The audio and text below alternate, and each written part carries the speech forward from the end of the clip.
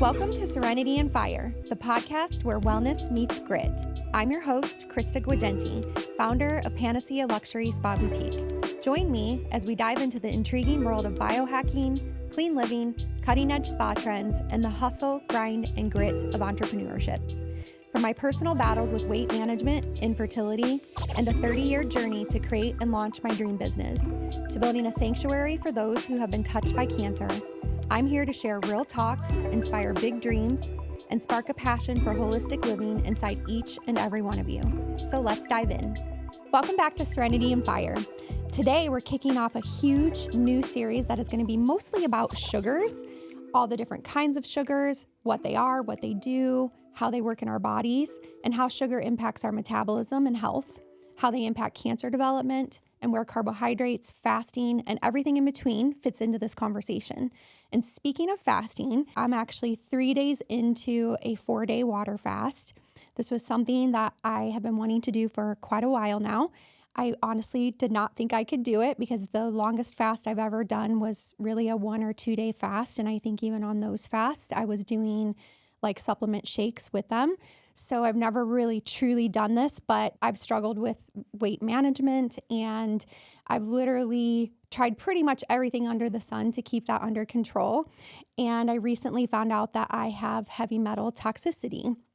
So I'm currently going through a heavy metal detox program that is about 12 months long. And in this experience, I have been listening to a lot of podcasts and doing a lot of research on metabolic dysfunction and where fasting can help with that. And I'm hearing from a lot of experts that they're really recommending these long fasts, something that I really thought would never be good for, especially someone like me who's over 50 and going through perimenopause or menopause. I'm not really sure where I'm at right at this point, but I'm somewhere in that realm and thinking that something like this probably was not good for my body. But the more and more research I'm doing, the more and more I am getting convinced that this is something that I definitely need to be doing for myself. So I'm experimenting with this. And as we dive further into this series, I'm going to talk more about fasting and I'll share more with you about the experience I'm going through. I can tell you that the first couple of days were definitely the hardest. I'm now past 3 full days, 72 hours into the fast. Like I said, I really thought I was not going to be able to do this, but it's been a lot easier than what I thought, except for when I came home last night and my husband had just ordered DoorDash and opened up a giant container of feta fries from our favorite Greek restaurant. And I was like, I cannot believe you just ordered that. And he's like, well, I'm hungry, babe. And I was like, I get it, but it kind of sucks for me. And then I was sitting there thinking like, okay, maybe I should just go to bed. So I'm not tempted. Normally on any other day, I would have just thrown in the towel and dug right into those fries. But last night, my willpower was at full force. And I was like, nope, I've got this. I'm going to hang here. I'm going to fight through this. I grabbed my soda water, grabbed my plain hot tea, and we just started watching our shows. And the next thing I knew, I wasn't even thinking about those delicious feta fries, but I'm still thinking about them today. And anyways, I was able to kind of fight through that. And today has been a lot easier now that I'm in the 3rd day. And then tomorrow at 4:30, I will break my 4-day fast. And I did a lot of research on, should I do 3 days? Should I do 4 days? And everything out there is saying you want to really go to the 4th day if you can, because that's when your body really starts experiencing ketosis and autophagy. Autophagy is where your cells in your body help destroy and eat the bad cells in your body. I'm not going to get deep into that right now, but that's definitely something that I want to be happening in my body. So I'm like, what's 1 more day? So I went ahead and I'm committed to the 4 days. I've got 1 more day left, and I will share more with you about this experience as we continue through this sugar series. There's a lot of talk, as I mentioned, on social and on other podcasts by renowned physicians like Dr. Boz and Dr. Pompa and many others who on the surface may be saying things that seem contradictory to what I'm going to share in this series, but I'm going to clear all of that up with you. I promise. And by the time we complete this series, my hope is that this crazy complicated subject will no longer be as complex as you think. And you will then understand how to create a body that is insulin sensitive, metabolically balanced, energized, and healthy. This sugar topic is one that I've been wanting to talk about for a really long time because there's just so much to know. And with everything from white and brown sugar to aspartame, sugar alcohols, sucralose, stevia, honey, monk fruit, erythritol, the list literally goes on and on. There's just so much confusion around this topic. So if you're up for it, let's go deep and let's do it the Serenity and Fire way. Approachable, digestible, empowering, and definitely never shame-driven. Because I promise there will be some insights in this episode that you never knew about or maybe just never really understood. But we're going to navigate them together and make sense out of this extremely misunderstood and complicated topic. So let's begin with what sugar really is. Sugar gets demonized, and in many situations, rightfully so. But before anything else, it's important to understand that sugar is the fuel for our bodies. And like we've discussed many times before, our bodies are so truly incredible, intelligent, and intuitive. And when it comes to utilizing glucose, this could not be more true. Our bodies are beautifully designed to use and process glucose effectively. Our cells run on it, and our brain absolutely loves sugar from an energy perspective. Sugar only really becomes a problem when there's too much, too often, too fast, and the body just never really gets a break from it. Think of sugar like water. The right amount equals hydration. Too much equals flooding. And if you have a constant flood, then that's going to cause a ton of damage. There are different kinds of sugars, glucose, fructose, lactose, sucrose, and your body handles each one differently. But the big picture is this: sugar isn't the villain. It's the dysregulation of sugar that is. So let's talk about how glucose and insulin actually work and how sugar consumption fits into this whole story. First, let's start with some simple definitions.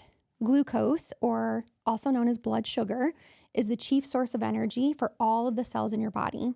Glucose levels are regulated by hormones produced by your pancreas. Insulin is a hormone produced by the pancreas that helps control blood sugar levels by transporting glucose and fatty acids to muscle, fat, and liver cells. If cells do not respond to the insulin, then the glucose stays in the blood and blood sugar levels remain high. This is referred to as insulin resistance, which can lead to prediabetes, type 2 diabetes, obesity, cardiovascular disease, metabolic syndrome, and many other conditions. The best way to explain all of this is with an Amazon delivery analogy. So think of glucose as the packages that your cells need for energy, and your cells as the houses the packages are going to be delivered to, and where the glucose will then be consumed and used as energy. In this scenario, insulin is the Amazon driver that moves the packages from the road and delivers them to your homes. So the glucose is moved out of the blood and into your cells, and your bloodstream is the road. In a normal scenario, a package is created, the Amazon driver picks it up and delivers it to your house. When you eat sugar, glucose packages flood the road or your bloodstream. The pancreas then sends out insulin, or that Amazon delivery driver, to pick up the packages and deliver them to the houses that they belong to, where they are then consumed and used as intended. This process is normal and good until it isn't. So if you're consistently sending packages, breakfast, snacks, sweet coffee, lunch, another snack, dinner, then dessert, the delivery driver, aka insulin, never gets a break. So basically, you have a situation where you have too many packages all at once. The system gets overwhelmed, deliveries slow down, and chaos ensues. When there's too much sugar too often, insulin just keeps coming, but your cells cannot keep up, so they just stop answering the door, and whatever is left over becomes stored energy in the bloodstream, making your blood sugar levels persistently high. And if there's a lot left over, then that becomes fat. It's like having delivery trucks on the road 24/7. Eventually, the people in the houses are going to stop answering the door. And that is how you really define insulin resistance, which can then lead to prediabetes, type 2 diabetes, obesity, and like I said, cardiovascular disease, metabolic syndrome, and many other conditions. So what's the real issue with sugar? It's not a cupcake. It's not fruit. It's not even carbs. It's the frequency. Every time you eat, insulin rises. Every single time. And most people are eating 6 to 10 times or more a day without even realizing it. Even when you just grab a little handful of something and pop it in your mouth, that is considered an eating time. Your metabolism just never gets a chance to shift into that fat burning mode when you're eating like this. And this keeps you locked into glucose dependency, hungry all the time, craving all the time, and gaining fat, even though you feel like you're burning energy all day long. I know that I personally, a lot of times have thought, well, if I'm hungry, my metabolism must be cranking, so I must need the food. That's not actually the case. It's a little bit of a trick that your body plays on you. And one question that I've always wondered is, if I'm burning glucose all day, wouldn't that lead to fat loss? This one is a little tricky because on the surface, it sounds logical, but here's the truth. You can only burn glucose efficiently when insulin is low. When insulin is chronically high, which is what happens when we graze, snack, sip on sugary drinks, or even eat high-carb meals repeatedly, our body gets trapped burning glucose only. That sounds fine, but the problem is you can burn glucose all day and still gain fat because the insulin is telling your body, store, store, store, store. So you get hungry, you get cravings, you get inflammation, you get unstable energy, and eventually you get metabolic slowdown. And this is how visceral fat forms. That's the deep belly fat that wraps around your organs, such as your liver, your pancreas, your intestines, and it also changes the hormones, inflammation, immune function, and long-term disease risk. This is not the subcutaneous fat that you can pinch around your belly. That's what many of us refer to as fat rolls. But if you have a lot of subcutaneous or that pinchable fat, that's a strong indicator that you also have excess visceral fat, which is not good. But here's what's important to know. Not all sugar is necessarily bad. Not all carbs are bad, and fruit in moderation definitely is not bad. Your body is just begging you for balance, space, and a break from that nonstop glucose exposure. We want glucose peaks, but we also want valleys. We want insulin to rise, but then we need it to drop. We want your metabolism to toggle between glucose and those fat-burning stages, and that toggling back and forth is what creates metabolic flexibility, which is where you're going to start to have that freedom and control over your health. So here's what's coming in this sugar series. In the next few episodes, we're going to cover why fruit behaves differently than fruit juice, which sugars and sweeteners help or hurt your metabolic health, how inflammation, hunger hormones, and belly fat are all connected, what GLUT4 is and why movement lowers glucose, why ketosis is powerful but not always required, how to use carbs without disrupting metabolic flexibility, what some of the medical experts mean when they say insulin takes days to weeks to drop, and therefore they recommend that you don't eat sugar and carbs at night. We're also going to talk about how sugar relates to cancer metabolism, brain health, and what we need to look out for when it comes to sugar in our children. And then finally, what sugar means for us ladies who are lucky enough to be experiencing that chapter of perimenopause or menopause in our lives. This is going to be a transformational series, and I promise you, by the end, you're going to understand your metabolism better than 99% of most adults in America. So if this is resonating for you already, please stay tuned in the upcoming weeks because the information I plan to share is going to fire up your brain and your metabolism. But before we wrap up today, please remember that everything shared on Serenity and Fire is meant for general information and inspiration purposes only. The topics we discuss are not intended to diagnose, treat, or replace personalized medical care. So please always consult with your healthcare provider before trying anything we talk about on the show. Your health is unique and your care should be too. Okay, everyone, that's it for today. As always, thank you so much for joining me for this first part of our sugar series. And remember, the best way to support the show is to follow, leave a review, and share these episodes with those you love most. And don't forget to follow us on social too at Serenity and Fire. Until next time, keep balancing serenity with fire. I'm Krista Guageni, and I'll talk with you in our next episode. At Panacea Luxury Spa Boutique, we don't just offer traditional spa treatments.